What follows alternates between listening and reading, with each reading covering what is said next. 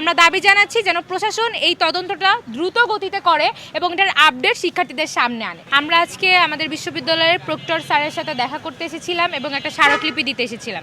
আমাদের স্মারকলিপির মূল বিষয়বস্তু আমি আপনাদেরকে বলছি। কার্জন হলে নারী শিক্ষার্থী হেনস্থা, 2 সহকারী প্রক্টরের হাতে শিক্ষার্থীর ব্যক্তিগত ফোন তল্লাশি এবং 1 শিক্ষার্থীর হিন্দু জনগোষ্ঠীর বিরুদ্ধে জাতিগত নিধনের হুমকি সহ সাম্প্রতিক ক্যাম্পাস সংক্রান্ত ঘটনাগুলো সমাধানের দাবিতে আজ আমরা এখানে এসেছিলাম।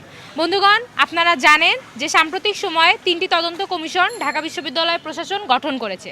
তার মধ্যে একটি ছিল আপনারা জানেন যে কার্জন হলে এক নারী শিক্ষার্থীকে হেনস্থা করা হয় এই বলে সে অভিযোগ এনেছে এবং তার অভিযোগ ছিল মূলত যে তার হিজাব পরার কারণে, তার বোরখা পরার কারণে অপর এক নারী তাকে হেনস্থা করে এবং পাকিস্তান চলে যায়, এই ধরনের বক্তব্য দেওয়া হয়।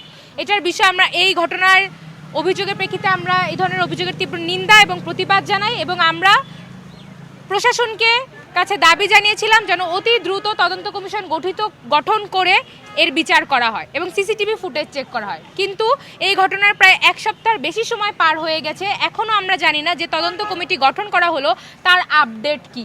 আমরা জানি না যে সিসিটিভি ফুটেজটা বের করা হয়েছে কি হয় নাই।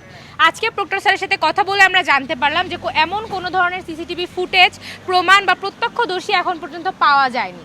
আমরা দাবি জানাচ্ছি যেন প্রশাসন এই তদন্তটা দ্রুত গতিতে করে এবং এটার আপডেট শিক্ষার্থীদের সামনে আনে। কারণ আপনারা ইতিমধ্যে জানেন যে এই ঘটনার নানা রিয়াকশন সোশ্যাল মিডিয়াতে ঘুরছে এবং নানাভাবেই কিন্তু এটার মোড় নিচ্ছে। শিক্ষার্থীদের নিরাপত্তার স্বার্থে আমরা বারবার জানাচ্ছি যেন তদন্ত কমিটির যে কাজ সেটাকে ত্বরান্বিত করা হয়।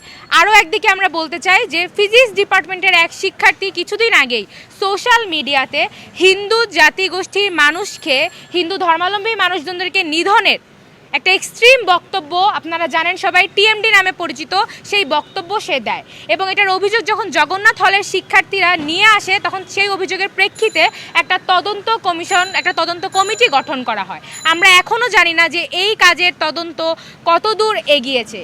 কিছু তদন্ত খুব দ্রুত আগালেও এই ধরনের ঘটনাগুলোর তদন্ত কিন্তু আগাচ্ছে না, বরং এই ধরনের ঘটনাগুলোকে কেন্দ্র করে নানা ধরনের সাম্প্রদায়িক উস্কানি কিন্তু আমরা দেখছি যে ফেসবুক, সোশ্যাল মিডিয়ার মাধ্যমে ছড়িয়েই পড়ছে।